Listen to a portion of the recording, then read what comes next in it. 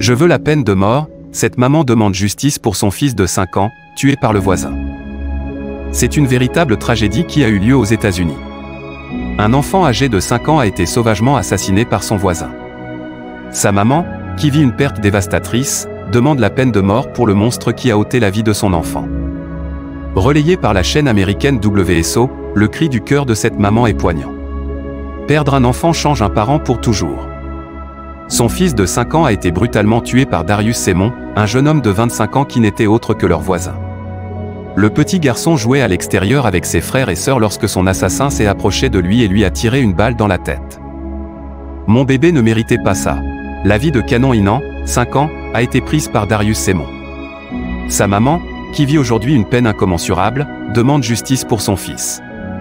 Mon bébé ne méritait pas ça, il avait le plus grand sourire, les plus grands yeux, regrette Bonnie Waddell, dévastée par la perte de son enfant. En parlant de son fils, la maman raconte qu'il avait une personnalité enjouée et un sourire contagieux. Il aimait faire du karting et du vélo. Un morceau de mon cœur est parti avec lui, nous avons perdu une grande partie de la famille. Il a changé notre vie. Il a brisé toutes les personnes qui aimaient Cannon, déclare la maman endeuillée. Je veux la peine de mort. Les sœurs de Cannon sont aujourd'hui sous le choc. Traumatisées par la scène qu'elles ont vécue, elles sont aujourd'hui dans un profond désarroi émotionnel. Cet homme a pris mes filles quand il a pris mon bébé. Mais elles savent qu'il est dans un monde meilleur, déclare Bonnie Waddell. Si Darius Sessom a été arrêté pour meurtre, la famille et les amis de Cannon demandent que justice lui soit rendue. Je veux la peine de mort et c'est tout ce que je demande, s'insurge sa maman. Une revendication partagée par son époux. Grâce à un compte sur la plateforme de collecte de fonds GoFundMe, qui a réuni plus de 700 000 $, soit près de 600 000 €, la famille prévoit de rendre hommage à Cannon. Nous voulons construire un parc commémoratif pour Cannon. Les enfants pourront y jouer et y faire du vélo parce qu'il aimait tellement ça, explique la famille du défunt.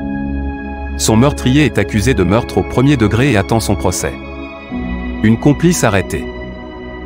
Une autre personne a été arrêtée pour complicité de meurtre dans l'affaire du petit Cannon, indique ABC. Il s'agit de Aolani Takemi Marie Petty, la petite amie de Darius Semon. La jeune femme âgée de 21 ans aurait été au courant du crime de son compagnon mais n'a pas dénoncé ce dernier. La perte d'un enfant, un deuil difficile à surmonter. Le désenfantement. C'est ainsi que l'on appelle l'épreuve à laquelle certains parents font face dans des conditions tragiques.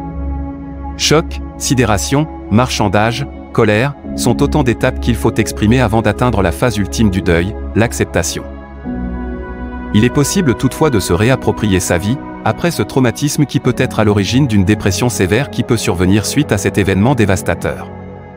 Dans certains cas, une consultation chez un spécialiste de la santé mentale est nécessaire pour se réapproprier sa vie et retrouver le chemin de la résilience.